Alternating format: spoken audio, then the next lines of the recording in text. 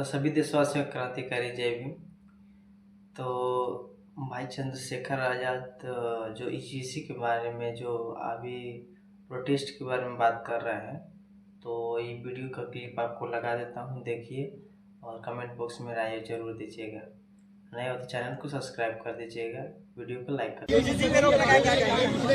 UGC को लेके हमने 11 तारीख को दिल्ली में प्रोटेस्ट रखा है और आप जानते हैं, मैं भी जानता हूं, कोई कहीं से गाइडलाइन में ऐसा नहीं जिन्होंने पढ़ी है कि वो किसी वर्ग के खिलाफ। वो सभी के लिए है, किसी के साथ यूनिवर्सिटियों में भेदभाव या इस तरह की सिचुएशन ना बने कि लोगों की जान चली जाए, वो कहीं से किसी के खिलाफ नहीं थी यूजीसी गाइडलाइन। हाँ, उसमें कुछ कमियां हैं। कमियां ये है कि उसमें जो जिस तरह की समता समिति बनाई जा रही है, उसमें हेड ऑफ डिपार्टमेंट जो है, समता समिति के अध्यक्ष जिनको बनाया जा रहा है वो वाइस चांसलर है। वाइस चांसलर अगर जो है एक ही विचार के लोग होंगे जिनकी बहुलता था, तो फिर कैसे कहां से न्याय हो जाएगा। उसमें मैंने अपनी आपत्ति आज जो है माननीय धर्मेंद्र प्रधान जी को, जो है जो एचआरडी मिनिस्टर, उनको मैंने लेटर भेजा है 4 पन्नों का। उम्मीद है कि उसका संज्ञान लेंगे। तो ये दो लोगों के बीच की बात, इसमें मैं क्या कह सकता हूँ। ये मैंने पार्लियामेंट में डिमांड उठाई थी, अगर आपने सुना हो, कि भाई ये होना चाहिए। क्योंकि प्राइम मिनिस्टर चुनाव के समय घोषणा करके आए थे 2022 के चुनाव में। 2022 का जब विधानसभा चुनाव था, घोषणा करके आए थे कि हम इसका आदमपुर एयरपोर्ट का नाम जो है जगतगुरु सतगुरु रविदास जी महाराज के नाम पर रखेंगे, क्योंकि डेरा सचखंड बल्ला वहां है। और पिछली बार मैंने कई बार आवाज उठाई, तब जाके शायद नींद खुली है। भाई आपके सामने ये क्या हो रहा है।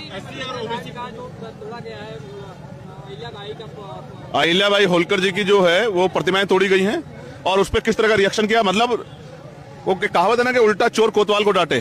तोड़ आप रहे हो और ठेकेदार भी आप ही बने घूम रहे हो, और उल्टा जो लोग आवाज उठा रहे हैं उनके ऊपर जो है आप एआई की वीडियो कह के और मतलब मुकदमे दर्ज कर रहे हो। क्या मूर्खता है।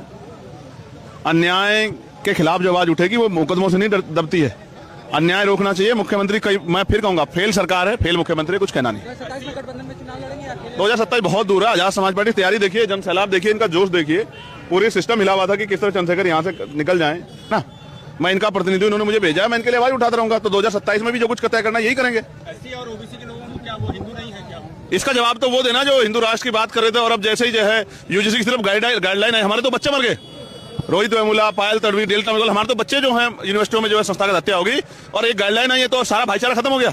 जब भी पिछड़ों के पक्ष में कोई भी आता, चाहे मंडल कमीशन हो, चाहे यूजीसी गाइडलाइन हो या कुछ और, जैसे मध्य प्रदेश में 27% के लिए आरक्षण के विरोध, 27% आरक्षण के लिए आंदोलन चल रहा है, तो पता नहीं ये भाईचारा भी टूट जाता है और सच बाहर निकल आता है कि कोई किसी का भाई नहीं है।